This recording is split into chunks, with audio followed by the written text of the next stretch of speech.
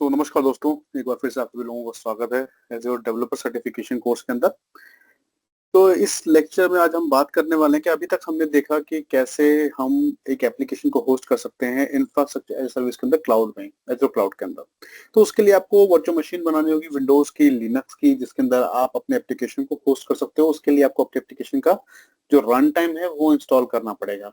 ठीक, तो मतलब आप मैन्युअली कॉन्फ़िगर करोगे, आप वीएम बनाओगे, वीएम को आप मैन्युअली मैनेज करोगे, कॉन्फ़िगर करोगे, एप्लीकेशन होस्ट करोगे। तो ये तो प्रोसेस हो गया कैसे इंफ्रास्ट्रक्चर एज़ अ सर्विस के ऊपर। अगर मान लो मैं ये जो अंडरलाइंग इंफ्रास्ट्रक्चर है, वर्चुअल मशीन जो है, मैं और रन टाइम जो है मेरा, मैं उसको मैनेज नहीं करना चाहता हूँ, तो मेरे पास क्या ऑप्शन है एज़्योर के अंदर? तो नेक्स्ट हम बात करने वाले हैं पैस रिसोर्स की, प्लेटफ़ॉर्म एज़ अ सर्विस।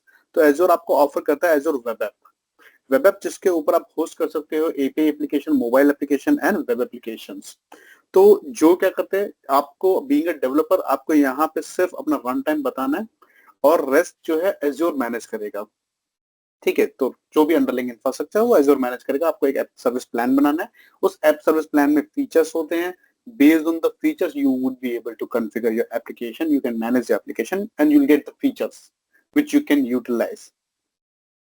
तो हम देखने वाले हैं कैसे ऐप सर्विस का यूज करना है। मैं डेटाबेस बना के दिखाऊंगा आपको, डेटाबेस से कनेक्ट भी करके दिखाऊंगा। विदाउट डेटाबेस भी आप अपनी एप्लीकेशन को यूज कर सकते हो। फिर इसमें हम देखेंगे डिप्लॉयमेंट स्लॉट्स क्या होते हैं, कैसे उनको यूज करना है, कस्टम डीएनएस कैसे आप उस पर इम्प्लीमेंट करोगे, ठीक है, तो टीएलएस कैसे इनेबल करोगे। ये सारे फीचर्स हम, मतलब जो टीएलएस बाइंडिंग होती है एप्लीकेशन के ऊपर, वो सारे फीचर्स हम इसके ऊपर चेक करेंगे। स्केल अप कैसे करना है इसको, तो स्केलिंग भी हम इसके अंदर देखेंगे।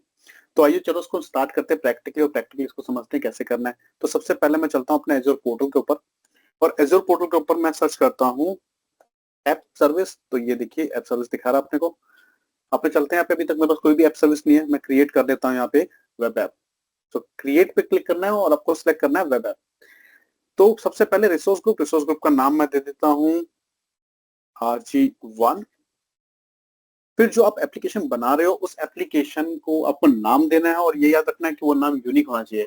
बट पहले क्या होता था, अभी देखो एक नया फीचर इसमें ऐड हुआ है कि ये जो टैब है, ये अगर आपकी इनेबल रहेगी तो जो भी आप नाम टाइप कर दो, अगर मैं संजय यहाँ पे टाइप कर देता हूँ तो संजय के साथ ये कुछ कैरेक्टर ऐड कर देगा, देखिए आपके नाम के अंदर, जिससे कि ये नाम जो है वो यूनिक बन जाए। क्यों? क्योंकि ये आपका यूआरएल होगा एप्लीकेशन का। एज़्योर आपको एक डीएनएस दे रहा है, डीएनएस सफिक्स दे रहा है एज़्योर वेबसाइट डॉट नेट। आप जो भी नाम टाइप करोगे वो नाम इंक्लूड हो जाएगा इस यूआरएल के साथ, और ये आपके एप्लीकेशन का यूआरएल बन जाएगा। तो फिलहाल के लिए मैं इसको करता हूँ टर्न ऑफ, और मैं यहाँ पे नेम यूज करता हूँ Sanjay cloud. Let me check. तो ये नेम क्या है, ये अवेलेबल है, Sanjay cloud dot azure website dot net. चलिए, अब कैसे पब्लिश करना आपको अपने एप्लीकेशन को, कोड से या कंटेनर से, दैट मींस कंटेनराइज एप्लीकेशन। तो आपके पास अगर कंटेनर है तो कंटेनर इमेज होगी किसके अंदर, एसीआर के अंदर, जो कंटेनर रजिस्ट्री के अंदर, तो वो आप यूज कर सकते हो। फिलहाल मैं बोलता हूँ कि मैं कोड है मेरे पास, और मैं जो है एप्लीकेशन जो है वो कोड से ही पब्लिश करूंगा। फिर आपको रन टाइम स्टैक जो है वो सिलेक्ट करना है कि क्या आपका रन टाइम होगा। मैं बोलता हूँ कि मेरा जो रन टाइम होगा वो डॉट नेट 6 LTS में ले लेता हूँ। ऑपरेटिंग सिस्टम विंडोज होगा। रीजन किस रीजन में करना चाहते हो, तो मैं रीजन यहाँ से सेंट्रल इंडिया सेलेक्ट कर लेता हूँ। उसके नीचे आते हैं तो देखिए, जब भी हम कोई एप्लीकेशन होस्ट करते हैं तो अल्टीमेटली अपने को चाहिए क्या, अपने को एक इंफ्रास्ट्रक्चर चाहिए ना एप्लीकेशन होस्ट करने के लिए, वर्चुअल मशीन तो चाहिए। तो इसीलिए माइक्रोसॉफ्ट कह रहा है कि आपने, ठीक है, आपने सेलेक्ट कर लिया रन टाइम, और आपका रन टाइम जो है वो .NET 6 होगा, बट विंडोज ऑपरेटिंग सिस्टम होगा। बट ये होस्ट कैसे होगा, कहाँ पे होगा, किस इंफ्रास्ट्रक्चर होगा, तो आपको बनाना है एक ऐप सर्विस प्लान। तो जैसा कि आप देख रहे हैं, ये आपके लिए एक ऐप सर्विस प्लान बनाएगा किसके अंदर, इंडिया रीजन के अंदर। अगर आप देखना चाहते हैं, एक्सप्लोर करना चाहते हैं, उसको मैं दिखा देता हूँ आपको इसमें क्या है ऑप्शंस। तो दो इसके अंदर टैब होते हैं, एक हार्डवेयर व्यू जिसमें आपको दिखाएगा आपके कंप्यूटर रिसोर्सेस, है ना। तो हार्डवेयर वाइज आप इसको फिल्टर कर सकते हैं। जैसे आप देख रहे हो, जो हमने सिलेक्ट कर रखा है वो स्टैंडर्ड है। तो स्टैंडर्ड के अंदर अपने क्या फीचर मिल रहे हैं, ये स्टैंडर्ड S1 हमने सिलेक्ट कर रखा है, इसमें हमको 100 ACUs मिल रहे हैं, एज़्योर कंप्यूट यूनिट जिसको हम बोलते हैं। ये अगर हम वर्चुअल सीपीयू की बात करें तो वर्चुअल सीपीयू के जैसे ही होते हैं, इसको बोलते हैं ACUs, एज़्योर कंप्यूट यूनिट। फिर अगर वर्चुअल सीपीयू की बात करें तो एक डेडिकेटेड वर्चुअल सीपीयू मिल रहा है आपको। मेमोरी की बात करें तो 1.75 GB रैम मिल रही है आपको। स्टोरेज आपको मिल रहा है 50 GB। स्केल इंस्टेंस, तो yes we can scale up to 10 instances, तो 10 इंस्टेंस तक हम इसको स्केल कर सकते हैं। एसएलए अगर बात करें तो 99.95%। तो देखिए, अब यहाँ पे डिफरेंट डिफरेंट प्लान हैं, उनके डिफरेंट डिफरेंट एसएलएस हैं, और डिफरेंट उसके अंदर कंप्यूट रिसोर्स है। कोर्स दे रखी है आपको पर आवर और पर मंथ के अकॉर्डिंग।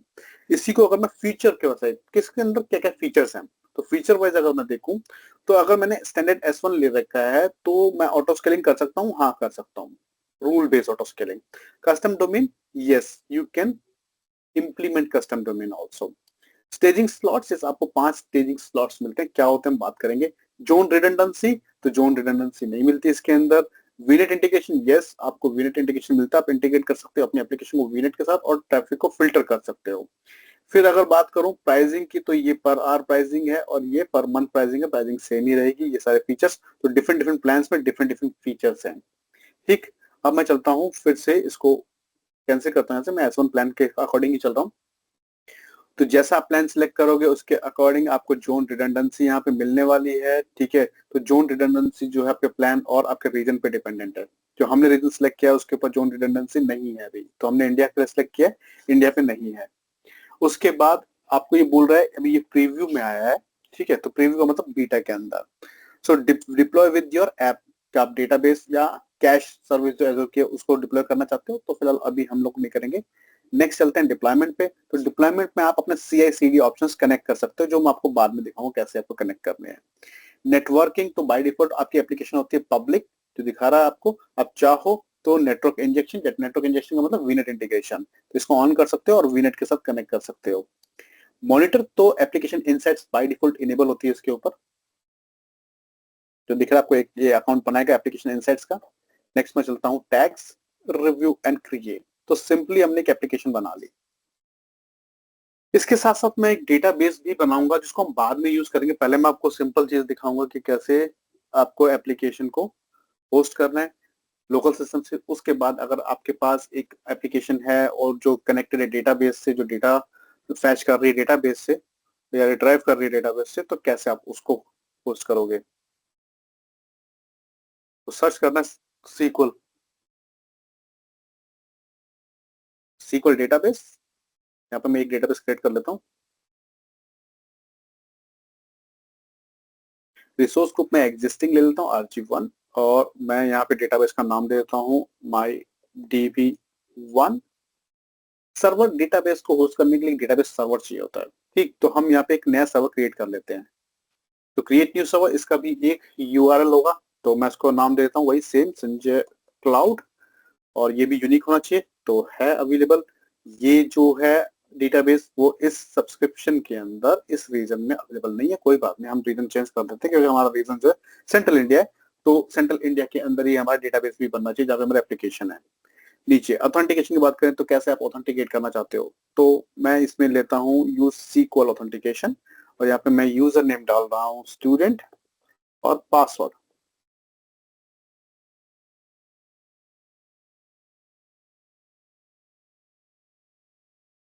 तो user name and password database का ओके कर देना। यहाँ पे ये सर्वर बन गया हमारा। सर्वर के बाद आप इस डेटाबेस को, क्या आप इलास्टिक पूल यूज करना चाहते हो, तो फिलहाल मैं नहीं यूज करना चाहता हूँ। वर्कलोड एनवायरनमेंट आपका डेवलपमेंट है, प्रोडक्शन है, वो आप सिलेक्ट कर सकते हो। डेवलपमेंट आप प्रोडक्शन, मैं जा रहा हूँ डेवलपमेंट में। फिर कंप्यूट प्लस स्टोरेज, तो यहाँ पे आप कन्फिगर करोगे अपने डेटाबेस से कंप्यूट प्लस स्टोरेज ऑप्शन, जिसमें हमारे पास दो ऑप्शन होते हैं, प्रोविजन और सर्वरलेस। सर्वरलेस का मतलब बेस्ड ऑन द रिक्वायरमेंट आपको आपके रिसोर्सेज असाइन करेगा माइक्रोसॉफ्ट।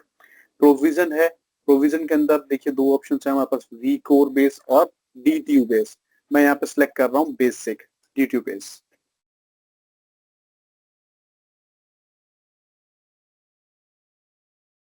तो बेसिक ले लिया DTU बेस्ड और अप्लाई कर दिया इसको, क्योंकि हम जो है लैब में है, टेस्टिंग में है, तो हमने यहाँ पे लो कॉन्फ़िगरेशन डेटाबेस ले लिया है। जो रिडंडेंसी होगी वो LRS होगी, नेटवर्किंग जो होगी वो होगी पब्लिक एंड पॉइंट, और ये याद रखना फायरवॉल रूल्स के अंदर दोनों रूल इनेबल कर देना, क्योंकि इस डेटाबेस को हम पब्लिकली कनेक्ट करेंगे। नेक्स्ट, सिक्योरिटी में कुछ अपने को चेंजेस नहीं करने हैं, एडिशनल सेटिंग्स के अंदर भी कुछ चेंज नहीं करने अपने को। अब डेटाबेस क्रिएट कर देना है, तो review and create.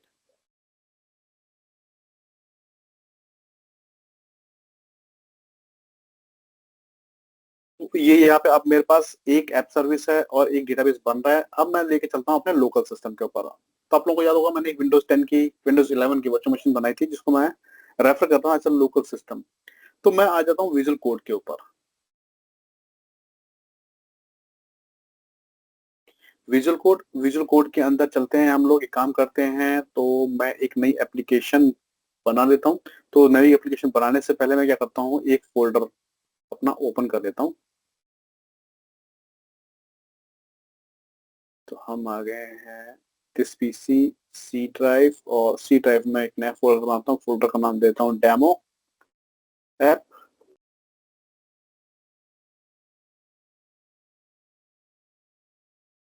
Demo app already है यहाँ पे, मैं इसको रीनेम कर देता हूँ। इसको मैं नाम देता हूँ ऐप 204। तो इसको सिलेक्ट कर लेते हैं। इसके बाद फिर से हम एक नई एप्लीकेशन बनाते हैं। तो मैं चलता हूँ शो एंड रन कमांड्स में, और यहाँ पे मैं एप्लीकेशन ले लेता हूँ न्यू प्रोजेक्ट, और न्यू प्रोजेक्ट में सेम एप्लीकेशन हम यहाँ पे सिलेक्ट करेंगे जो हमने अपनी लास्ट एक्सरसाइज में किया था। तो उससे क्या होगा कि आप सेम चीज को रिपीट कर सकते हो, बट आपका एनवायरनमेंट डिफरेंट हो जाएगा। तो आप अपने को वही सेम एप्लीकेशन सिलेक्ट करनी है यहाँ पे। तो मैं जा रहा हूँ अपनी एप्लीकेशन, ये ASP.NET Core web app, browser pages, MVC, browser pages and web. इसको मैं सिलेक्ट कर लेता हूँ। एप्लीकेशन का नाम वेब एप्लीकेशन 1 होगा। मैं इसको नाम देता हूँ लर्न क्लाउड। कहाँ पे जाए ये, तो मैं कर रहा हूँ डिफॉल्ट डायरेक्टरी में जाए, create new project, yes create project, और ये प्रोजेक्ट हमारे यहाँ पे क्रिएट हो जाएगा, लर्न क्लाउड जो आप देख रहे हैं। ठीक है। तो अब ये पेजेस है, पेजेस के अंदर आपको आपका इंडेक्स पेज मिल जाएगा, इंडेक्स CHTML, और यहाँ पर आपको दिखा रहा होगा कि होम पेज टैब है, एक वेलकम टैब आ जाएगी। ठीक है। तो जैसे मैं चाहूँ तो मैं यहाँ पे इसको एडिट कर देता हूँ कि welcome to Sanjay online classes. तो ये मैंने यहाँ पे चेंज कर दिया है इसको। अब मैं इसको सेव कर देता हूँ। अगर आपने कुछ को टेस्ट करना है एप्लीकेशन को, तो कैसे टेस्ट करेंगे, मैं इसको मिनिमाइज करता हूँ। सॉल्यूशन एक्सप्लोरर आप लोग देख रहे होंगे ओपन हो गया है। सॉल्यूशन एक्सप्लोरर के अंदर हमारी ये एप्लीकेशन है। पहले इसको हम लोकली टेस्ट करते हैं, तो राइट क्लिक करते हैं, डीबग में चलते हैं और स्टार्ट न्यू इंस्टेंस। तो सबसे पहले इसको हम लोकली टेस्ट करेंगे, उसके बाद फिर हम इसको टेस्ट करेंगे। तो एप्लीकेशन आप लोग देख रहे होंगे, एप्लीकेशन हो चुकी है होस्ट, आपको दिखा रहा है लर्न क्लाउड, एप्लीकेशन का नाम है। Welcome to Sanjay online classes, great. और लोकली अब ये एप्लीकेशन हमारी पब्लिश हो रही है। तो मैं इसको स्टॉप कर देता हूँ यहाँ से, और अब इसको हम करते हैं प्रोजेक्ट इसका बनाते हैं। तो मैं नया टर्मिनल ओपन कर देता हूँ और इसको पब्लिश करते हैं .NET के साथ।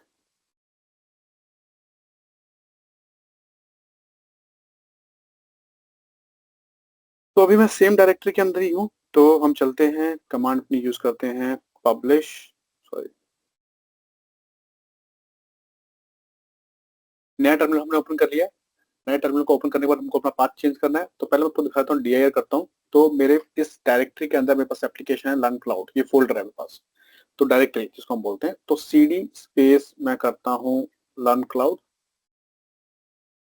और इसके अंदर आ जाते हैं। अब यहाँ पे अगर dir करता हूँ तो बहुत सारे हमारे पास फोल्डर्स होंगे, फाइल्स होंगी, ठीक है, जो दिखा रहा है आपको। तो अब मैं यहाँ पे अपनी कमांड को एग्जीक्यूट करता हूँ। तो कमांड होगी मेरी .NET space publish space -c, then release and -o, और उसके बाद हमारा पाथ बिन, और बिन के अंदर पब्लिश।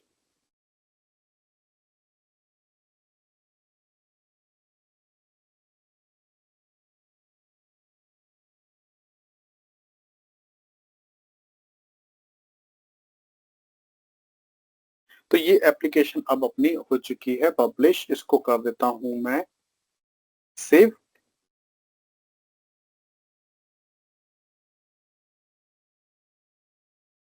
अब अपने को इसको होस्ट करना है कहाँ पे, एज्योर ऐप सर्विस के ऊपर। तो मैं आता हूँ अपनी मेन एप्लीकेशन के अंदर। देखो ये बिन दिखा रहा है, बिन के अंदर आपको पब्लिश दिखा रहा होगा, पब्लिश के अंदर ये हमारी एप्लीकेशन है। इस एप्लीकेशन को अपने को होस्ट करना है ऐप सर्विस के ऊपर, एज़्योर के ऊपर, है ना? तो उससे पहले आपको याद रखना होगा, आपको एक्सटेंशन जो है ऐप सर्विस का, वो आपका इस पे कनेक्टेड होना चाहिए, जिसमें आपको दिखा देता हूँ। एज़्योर ऐप सर्विस दिखा रहा है आपको, ये आपको सिलेक्ट करना है और इसको, ये देखो मेरा केस में ये इंस्टॉल्ड है, ठीक? ये आपके केस में इंस्टॉल होना चाहिए और आपको लॉगिन किया होना चाहिए आपने अपने एज़्योर अकाउंट के साथ। तो इस एक्सटेंशन को आप लोग इंस्टॉल कर लेना, तब उसके बाद अपना कोड पब्लिश करना। तो मैं इस पे आ गया, फ़ोल्डर के ऊपर, पब्लिश फ़ोल्डर के ऊपर राइट क्लिक करता हूँ। हमारे पास ऑप्शन होगा डिप्लॉय टू एज़्योर, और ये सेम आपको वहाँ से भी सॉल्यूशन एक्सप्लोरर से भी मिल जाएगा। अगर मैं सॉल्यूशन एक्सप्लोरर पे चलूँ, तो learncloud.in, इसके अंदर अगर हम आ जाएँ, राइट क्लिक करते हैं यहाँ पे, तो आपको दिखा देता हूँ कोई,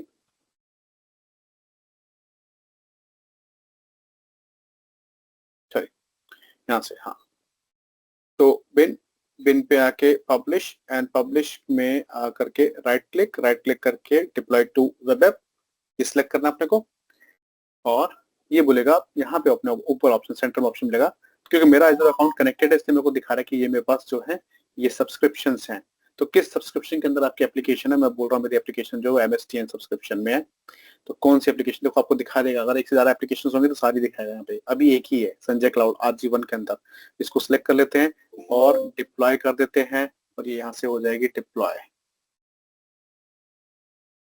तो यहाँ पे आपको प्रोग्रेस दिखा रहा है आपको, ये डिप्लॉय हो जाएगी, और जैसे ये डिप्लॉय हो जाएगी हम इसको चेक करेंगे एज़्योर के ऊपर। तो मैं आ जाता हूँ एज़्योर के ऊपर और मैं चलता हूँ ऐप सर्विस में। ऐप सर्विस को मैं कर लेता हूँ ओपन, और यहाँ पे क्या आपको यूआरएल मिलेगा, डिफॉल्ट यूआरएल, जिसको हम यूज करेंगे, जो एज़्योर ने दिया है, sanjaycloud.azurewebsite.net। मैं कॉपी कर लेता हूँ इसको और मैं इसको यहाँ पेस्ट करता हूँ, और चेक करते हैं कि कौन सी एप्लीकेशन खुल रही है हमारी अभी।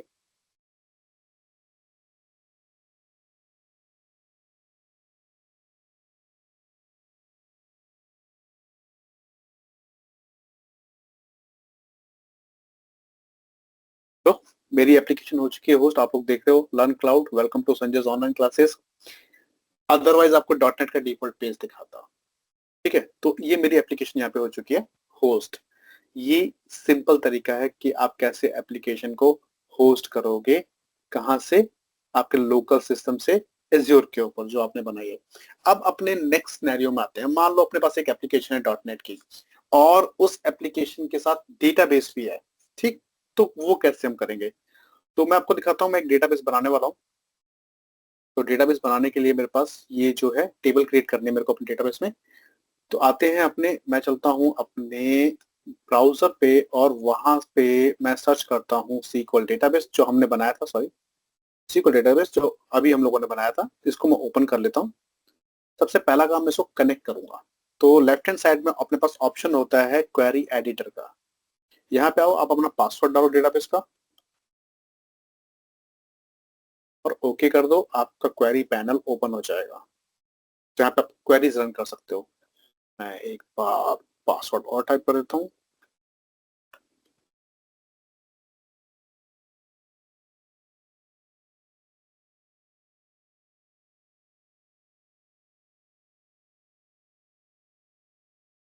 तो लॉगिन हो गए। सबसे पहला काम क्या है, टेबल बनाना है। टेबल बनाने के लिए अपने को ये कमांड चाहिए,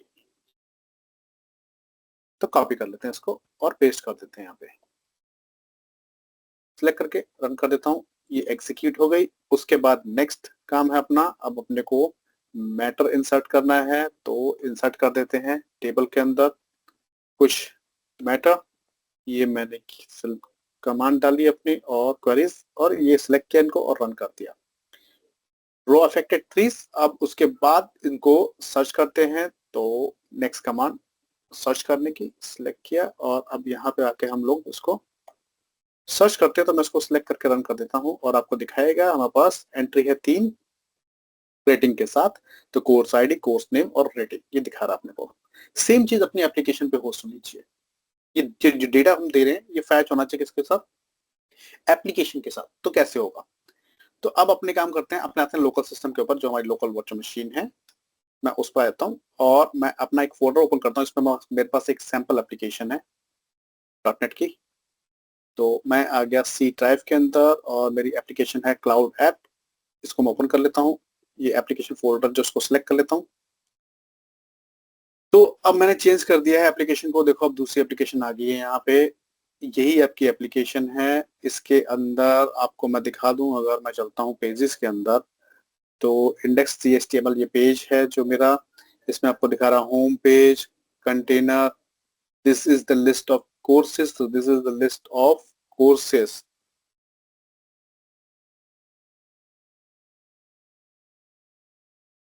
क्लाउड कोर्सेज, ठीक, with rating.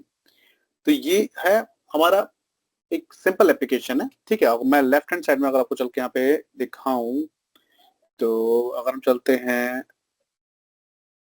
Learning app dot app setting dot JSS के ऊपर, तो आपको क्या करना है, आपको अपना डेटाबेस यहाँ पे कनेक्ट करना। देखो इस कनेक्शन स्ट्रिंग है, कैसे कनेक्ट करेंगे, तो सिंपल आपको डेटाबेस पे जाना है पहले, फिर आपको कनेक्शन स्ट्रिंग्स में जाना है। ये लेफ्ट हैंड साइड में दिखा रहा है आपको।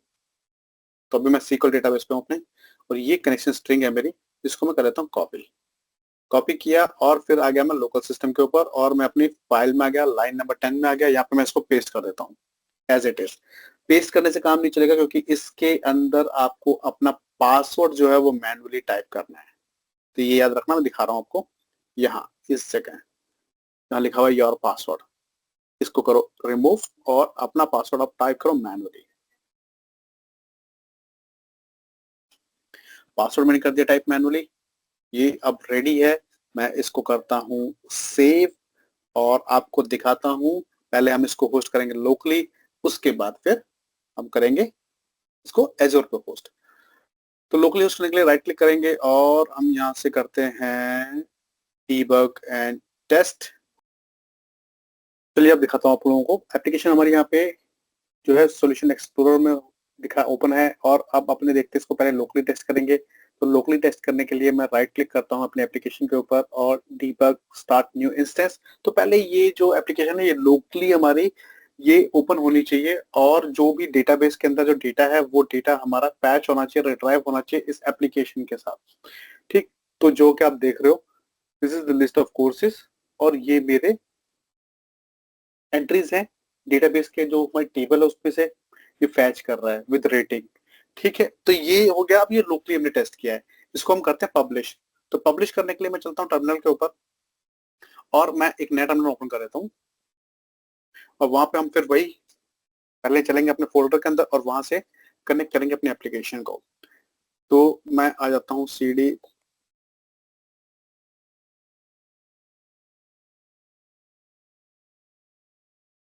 पहले मैं DI कर लेते हैं, कोई फोल्डर चेक कर लेते हैं। CD एप्लीकेशन, फिर DI, फिर CD लर्निंग ऐप, इसके अंदर रहते हैं और यहाँ पे DIR करते हैं, ठीक है। तब इसको पब्लिश करते हैं। तो .NET publish space -C space release space -O then path dot slash bin slash publish enter. Sorry spelling mistake हो गई, तो .NET चेंज कर देता हूँ उसको मैं क्विकली .NET। तो यहाँ पे भी मिस्टेक है।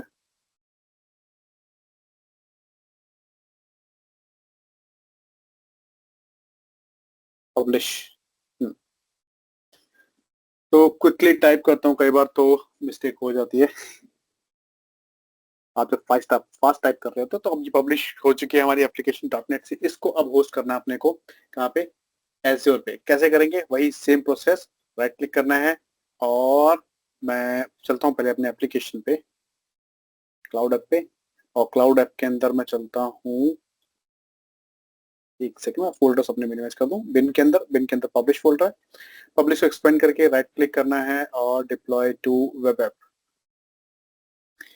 ऊपर ऑप्शन आएगा फिर से सब्सक्रिप्शन, तो मैं सिलेक्ट करता हूँ MSTN, उसके अंदर एप्लीकेशन है संजय क्लाउड और डिप्लॉय कर देते हैं।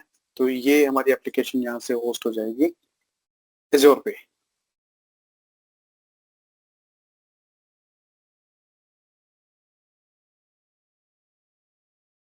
अगर हम चलते हैं अपने ब्राउजर पे, तो मैं ब्राउजर पे आके, ये देखो ये मेरी पहले वाली एप्लीकेशन थी। अगर मैं इसको रिफ्रेश करता हूँ तो साइट अंडर कंस्ट्रक्शन आ गया, क्योंकि पब्लिश हो रही है एप्लीकेशन, तो मेंटेनेंस में आ चुके। रिफ्रेश करते रहेंगे, जैसे ही कोड पब्लिश हो जाएंगे मैं दिखाऊंगा आपको, हमारी एप्लीकेशन यहाँ पे खुलनी शुरू हो जाएगी। तो मैं कंटिन्यूस रिफ्रेश कर रहा हूँ इसको।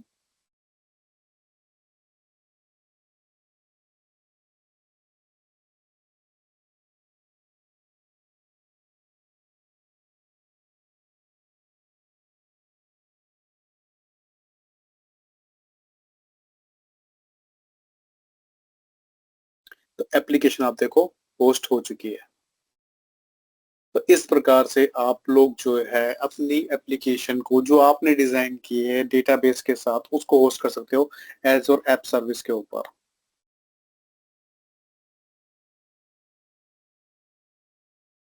ठीक है। तो अब आपको मैं नेक्स्ट एक चीज और दिखाने वाला हूँ कि हो सकता है कि मेरा डेटाबेस मेरे कोड के अंदर कनेक्टेड ना हो, तो हम कनेक्शन स्ट्रिंग को एज़्योर ऐप सर्विस के अंदर भी प्रोवाइड करवा सकते हैं। मैं दिखा देता हूँ आप लोगों को। तो फिलहाल मैं काम करता हूँ, मैं यहाँ से ये हटा देता हूँ कि 3 लाइन्स। ऑफिस को सेव कर देता हूँ। ये कर दिया मैंने सेव। और अगर मैं अब इसको फिर से पब्लिश करूं,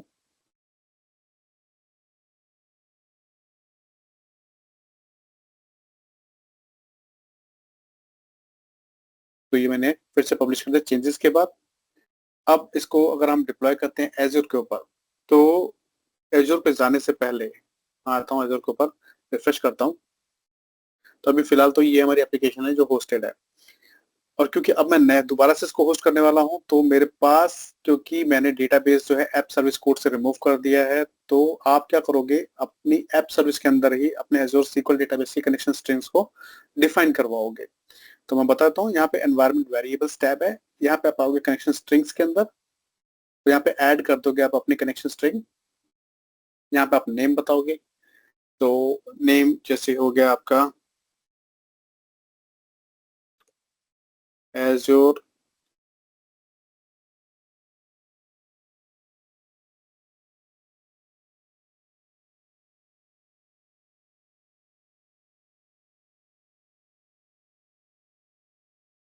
तो नेम आ जाएगा आपका यहाँ पे connection strings.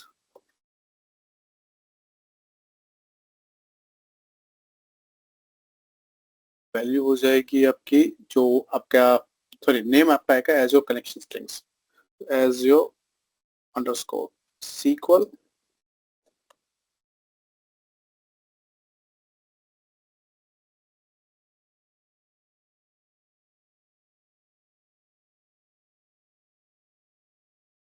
Azure connection string. Value value आपको अपने डेटाबेस से चाहिए, तो मैं यहाँ पे जाता हूँ, ओपन कर लेता हूँ डुप्लीकेट टैब जहाँ पे हम लोग ओपन करेंगे अपने डेटाबेस को।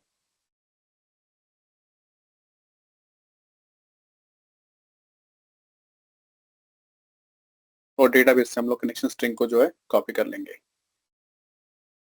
कॉपी किया यहाँ से, यहाँ आए और पेस्ट कर दिया इसको यहाँ पे। फिर से हमें पासवर्ड चेंज करना है अपना, तो पासवर्ड जो है यहाँ पे अपडेट करेंगे इसके अंदर, कनेक्शन स्ट्रिंग के अंदर।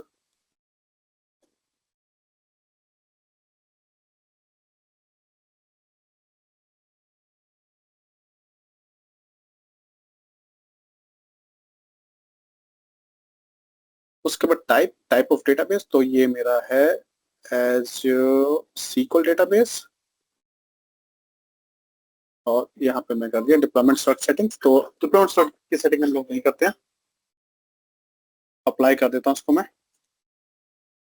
ये यहाँ पे अप्लाई हो गया है, कंफर्म कर देते हैं इसको। जो हमने चेंजेस किए हैं अपडेट हो जाएंगे।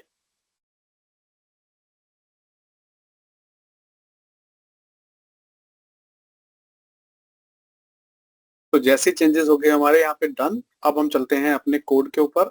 कोड पे आने के बाद अब हम इसको करते हैं फिर से पब्लिश। तो हम चलते हैं बिन फोल्डर के अंदर और बिन में आकर के मैं पब्लिश पे राइट क्लिक करता हूँ और इसको डिप्लॉय टू वेब ऐप करता हूँ।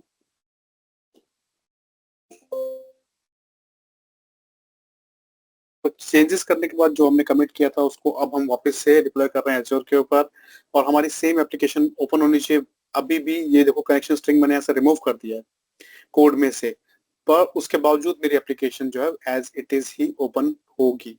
तो उसको चेक कर लेते हैं, ये अभी 1 मिनट का टाइम लेगा।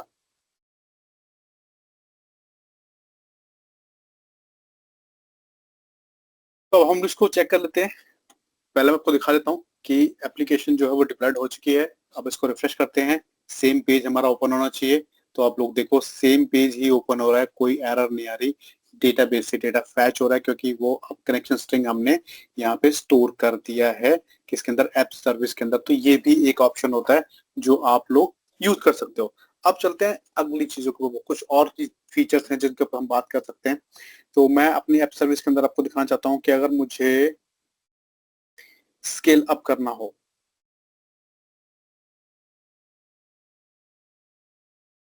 तो मैं यहाँ पे आऊँ, स्केल अप प्लान चेंज करना हो अगर आपको, तो आप यहाँ पे आकर के स्केल अप कर सकते हो, अपने ऐप सर्विस का प्लान कभी भी चेंज कर सकते हो। तो फिलहाल अभी जो हम करंटली यूज कर रहे हैं वो S1 यूज कर रहे हैं। आपको कोई और प्लान यूज करना है तो आप अपना प्लान यहाँ से सिलेक्ट कर सकते हो।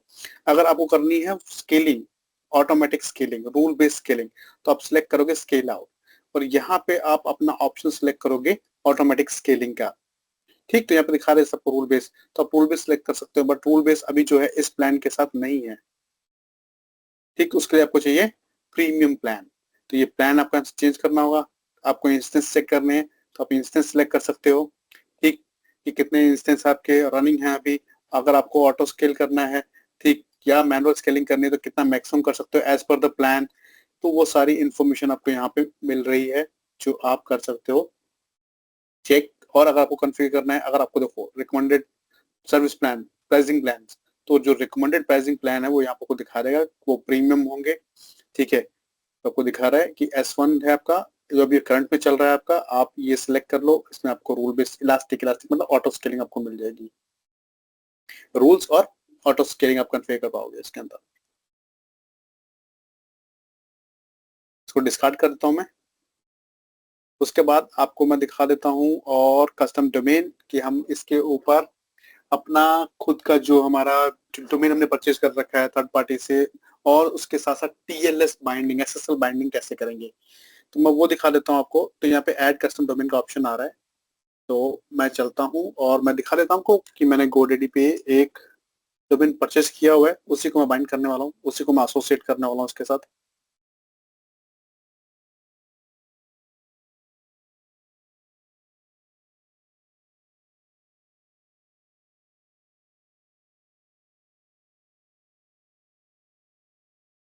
तो मेरा जो डोमेन है वो है learncloud.in। इसको मैंने ओपन कर लिया और यहाँ से मैं कॉपी कर लेता हूँ इसको और हम चलते हैं ऐड कस्टम डोमेन के ऊपर। तो डोमेन प्रोवाइडर मैं कहता हूँ ऑल डोमेन सर्विस प्रोवाइडर, और ये आपको बोल रहा है कि TLS और SSL चाहिए, यस चाहिए। कौन मैनेज करेगा? एज्योर मैनेज करेगा। तो जो सर्टिफिकेट होगा वो एज्योर मैनेज करेगा। अगर आपके पास सर्टिफिकेट है तो आप अपना सर्टिफिकेट ऐड कर सकते हो। मैं यहाँ पे चल रहा हूँ और डोमेन का नाम डाल देता हूँ। तो ये आपको कुछ रिकॉर्ड बनाने के लिए बोलेगा, कहाँ पे? आपके डोमेन प्रोवाइडर के ऊपर। या अगर आप एज्योर में DNS इंटीग्रेट कर रखा आपने तो एज्योर के अंदर आपको ये रिकॉर्ड बनाने पड़ेंगे। तो पहला रिकॉर्ड टाइप है ए रिकॉर्ड। मैं ये वैल्यू कॉपी कर लेता हूँ और हम आते हैं डोमेन में और यहाँ पे चलते हैं DNS के अंदर और रिकॉर्ड क्रिएट कर देते हैं सो दैट वेरिफिकेशन हमारा कंप्लीट हो जाए। तो मैं ऐड पे करता हूँ और यहाँ पे रिकॉर्ड टाइप होगा ए, और यहाँ पे यूज करते हैं नेम @ वैल्यू IP एड्रेस था ये दे दिया हमने। इसको हमने एक रिकॉर्ड ऐड करना है अपने को, टेक्स्ट रिकॉर्ड। तो रिकॉर्ड टेक्स्ट, और यहाँ पे है SUID। इसको मैं कॉपी कर लेता हूँ और यहाँ पेस्ट कर देता हूँ। उसके बाद वैल्यू, वैल्यू हम यहाँ से कॉपी कर लेते हैं इस रिकॉर्ड की और इसको हम यहाँ पेस्ट कर देते हैं। उसके बाद मैं सेव ऑल रिकॉर्ड कर देता हूँ। तो ये हमारा काम हो गया डन। किसके अंदर? GoDaddy के अंदर। तो इस तरीके से आप रिकॉर्ड ऐड कर सकते हो और अपने नाम से, अपने कंपनी के नाम से आप अपनी एप्लीकेशन जो आपने होस्ट किया एज़्योर के ऊपर उसको एक्सेस कर पाओगे। जैसे ही ये रिकॉर्ड बन जाएंगे आपको वैलिडेट करना है। तो वैलिडेशन कई बार इमीडिएटली मतलब आपका इंस्टेंटली हो जाता है, इमीडिएटली मतलब इंस्टेंटली हो जाता है, बट कई बार क्या होता है ये कुछ टाइम भी लेता है। तो यहाँ पे देखो ये वैलिडेशन पास हो चुका है, मैं इसको ऐड कर देता हूँ। जैसे ही ऐड करूंगा डोमेन तो ऐड हो जाएगा बट मेरा एसएसएल का सर्टिफिकेट ऐड नहीं होगा। देखो नो बाइंडिंग्स दिखा रहा है ना, तो एसएसएल बाइंड नहीं हुआ, हाँ डोमेन बाइंड हो चुका अपना। तो एसएसएल बाइंडिंग के लिए यहाँ पे ऊपर ऑप्शन चल रहा है, देखो प्रोसेस चल रहा है, ये टाइम लेगा, 2 से 3 मिनट लेगा, तब तक हम वेट कर लेते हैं। उसके बाद मैं आपको ये भी चेक करा दूंगा। तो जैसा कि आप लोग देख रहे हैं, तो हमारा जो डोमेन है वो भी यहाँ पे ऐड है और मेरा जो एसएसएल का सर्टिफिकेट है उसकी भी बाइंडिंग हो चुकी है। तो चलिए इसको टेस्ट करते हैं। तो मैं ओपन कर लेता हूँ इनकॉग्निटो विंडो और वहां पे हम सर्च करते हैं learncloud.in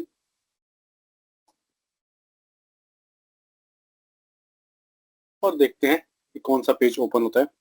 देखिए अपनी एप्लीकेशन जो है वो एसएसएल सर्टिफिकेट के साथ एक सिक्योर लिंक के साथ, सिक्योर वेबसाइट जो है वो ओपन हो रही है यहाँ पे टीएलएस सर्टिफिकेट के साथ। ठीक, तो इस तरीके से आप अपना जो कस्टम डोमेन है उसको बाइंड कर सकते हैं एज़्योर ऐप सर्विस के साथ। नेक्स्ट जो मैं आपको बताने वाला हूँ वो है डिप्लॉयमेंट स्लॉट्स। डिप्लॉयमेंट स्लॉट्स क्या होता है कि अगर मैं बात करूं इसको ड्रॉ करके, यहाँ पे हम चेक करते हैं, बताता हूँ आपको कि सपोज करो हमारे पास ये हमारी ऐप सर्विस है जो हमारा प्रोडक्शन डिपार्टमेंट है उसमें चल रही है और मैं अगर यहाँ पे यूजर्स ले लूं, डेवलपर्स, सपोज करो ये एक डेवलपर है और ये दूसरा डेवलपर है, 2 डेवलपर्स हैं जो कोड पब्लिश कर रहे हैं, ठीक है, अपने सिस्टम से, और इनका कोड जो है वो पब्लिश होगा डायरेक्टली किसके ऊपर, हमारे ऐप के ऊपर। ठीक, तो होता क्या है कि अगर हम ये काम प्रोडक्शन जो हमारी ऐप चल रही है उसके ऊपर डायरेक्टली कर दें तो उससे क्या होगा कि अगर एप्लीकेशन में कोई बग है तो वो बग भी जो है वो अप्लाई हो जाएगा हमारी एप्लीकेशन के ऊपर और उस केस के अंदर क्या होगा, एप्लीकेशन में एरर आ जाएगी जो कि हम नहीं चाहते। तो हम क्या चाहते हैं कि ऐसा ना करके हम जो हमारी एप्लीकेशन है उसका एक स्लॉट बना लें। इसको छोटा कर दो, ठीक, और यहाँ पे मैं सर्च करता हूँ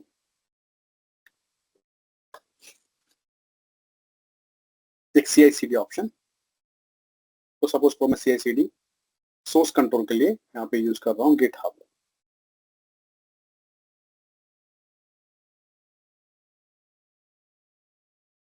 थोड़ा सा इसको हम मूव करते हैं इधर कि हम इसको इजीली जो है अरेंज कर पाए। तो अब ये जो है इस तरीके से ये हमारा एनवायरनमेंट हो गया, डिप्लॉयमेंट एनवायरनमेंट। तो मैं बोल रहा हूँ कि जो मेरा डेवलपर है, जैसे डेवलपर 1 है, वो अपना कोड पब्लिश करेगा और पब्लिश करने के बाद वो कहाँ पे कमिट करेगा, वो उसको भेज देगा रेपोजिटरी के अंदर गिटहब के ऊपर। तो ये दूसरा यूजर वो भी ये सेम काम कर रहा है, सेम रेपोजिटरी में उसने अपना जो कोड है वो सेंड कर दिया, पुश कर दिया। तो यूजर्स जो है वो चेंजेस कर रहे हैं और उन चेंजेस को अप्लाई कर रहे हैं गिटहब अकाउंट के अंदर। गिटहब जो है वो कनेक्टेड है मेरे एप्लीकेशन के साथ जिसको हम बोल रहे हैं स्लॉट। तो हमने एक डिप्लॉयमेंट स्लॉट बना लिया यहाँ पे, ठीक। इस स्लॉट के ऊपर सारे चेंजेस अप्लाई हो रहे हैं। इस स्लॉट के ऊपर हमारी एप्लीकेशन जो है वही चल रही है इस स्लॉट के ऊपर, जिसके ऊपर हम अब चेंजेस अप्लाई करेंगे और उसको टेस्ट करेंगे। टेस्ट करने के बाद अगर कोई बग नहीं है, तो बग नहीं होगा तो मैं उसको फिर स्वैप कर दूंगा कहाँ से, इस स्लॉट से प्रोडक्शन के ऊपर। तो ये वाला जो है ये है मेरा प्रोडक्शन, इसको नाम देता हूँ मैं प्रोड और इसको मान लेता हूँ स्टेज। ये स्टेजिंग स्लॉट, तो एक स्टेजिंग स्लॉट है वो डायरेक्टली कनेक्टेड है किससे, गिटहब से, और डेवलपर्स जो है वो अपने जितने भी चेंजेस हैं उनको अप्लाई कर रहे हैं इस स्लॉट के ऊपर, जिसको हम बोल रहे हैं स्टेजिंग स्लॉट, जो कि लाइव होगा, ठीक है, जिसको आप टेस्ट कर सकते हो। यहाँ पे आप टेस्टिंग करो, चेक करो, अगर कोई बग है तो वापस से भेज दो, अगर नहीं है तो उसको फिर आप क्या करोगे, आपने एप्लीकेशन अगर आपकी सही चल रही है, उसमें कोई भी एरर नहीं आ रही है, तो आप करोगे स्वैप। स्वैप कर दोगे आप उसको स्टेज से प्रोडक्शन में और रियल टाइम के अंदर ही आपकी एप्लीकेशन जो है वो अपडेट हो जाएगी। तो मैं आपको यही दिखाने वाला हूँ कि कैसे होने वाला है। फिलहाल मैं आपको दिखाता हूँ, ये मेरी प्रोडक्शन साइट है sanjaycloud.azurewebsite.net, ठीक। इस प्रोडक्शन साइट के ऊपर मेरी ये एप्लीकेशन चल रही है। अब हम चलते हैं अपने लोकल सिस्टम के ऊपर। लोकल सिस्टम में मैं फिर से अपनी वही एप्लीकेशन खोल लेता हूँ जो मैंने पहले ओपन की थी, सिंपल एप्लीकेशन .NET वाली। मैं उसी को ओपन कर लेता हूँ, ये जो AZ204 फोल्डर में थी उसको ओपन करता हूँ। तो ये मेरी एप्लीकेशन यहाँ पे ओपन हो गई है। अब मैं मान लेता हूँ ये welcome to Sanjay's online classes, ये मेरी अपडेटेड एप्लीकेशन है, इसको मुझे होस्ट करना है एज़्योर ऐप सर्विस के ऊपर। तो कैसे करेंगे? और मैं डायरेक्टली उस पर नहीं करने वाला हूँ, किसके ऊपर? अपने प्रोडक्शन साइट के ऊपर। तो आज चेक करते हैं इसको।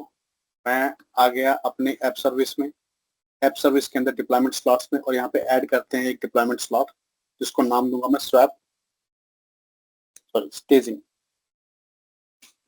स्टेज। तो अब मेरा जो यूआरएल बन जाएगा वो बन जाएगा Sanjay cloud stage .azurewebsite.net। Add कर देता हूँ। तो डिप्लॉयमेंट स्लॉट जैसे ही ऐड हो जाएगा फिर हम इसको चेक करेंगे।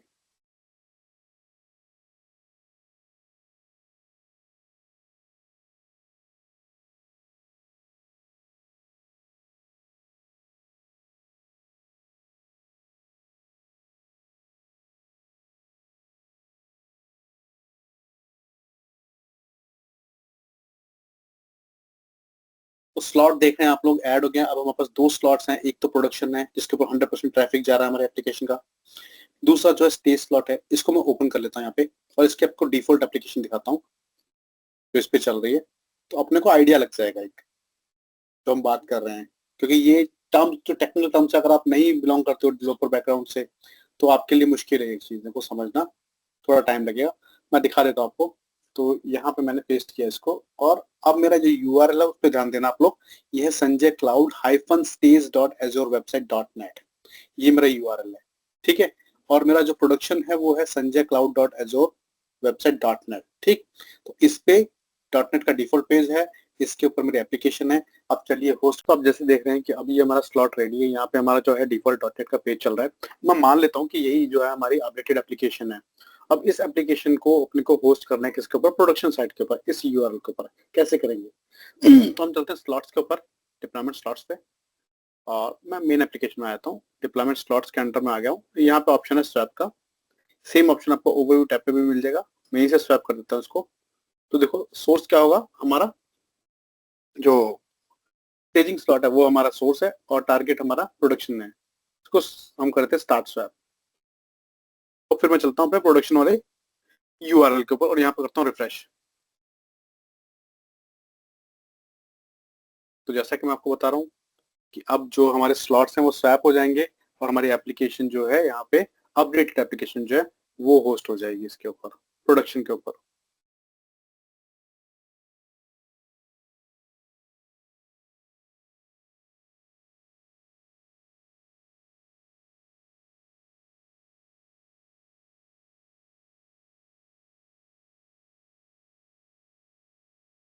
रिफ्रेश कर रहा हूँ पेज को क्योंकि अभी तक ये चल रहा है प्रोसेस, ठीक है। ये देखिए प्रोसेस चल रहा है स्वैपिंग स्लॉट्स। अब हमारी एप्लीकेशन हो चुकी है अपडेट। तो ये यूआरएल मेरा कौन सा है? ये प्रोडक्शन यूआरएल है। यहाँ पे ये हो गया एप्लीकेशन अपडेट। तो स्लॉट्स हमने स्वैप किए हैं। अब मैं आता हूँ स्टेजिंग वाले के ऊपर और इसको रिफ्रेश करता हूँ, इसको चेक कर लेते हैं। तो इस पे आ गई है हमारी प्रोडक्शन वाली एप्लीकेशन। तो इस तरीके से आप स्लॉट्स के थ्रू जो है आप मैनेज कर सकते हो अपने एप्लीकेशन कोड को, जो कि आपके मॉडिफाई हुए, चेंज हुए हैं, जो भी अपडेट्स आई हैं, डायरेक्टली आप उसको पुश ना करके, अप्लाई ना करके, आप पहले स्लॉट बना लो, स्लॉट के ऊपर टेस्ट कर लो और उसके बाद उसको फिर स्वैप करो। तो इसको बोलते हैं हम लोग डिप्लॉयमेंट स्लॉट।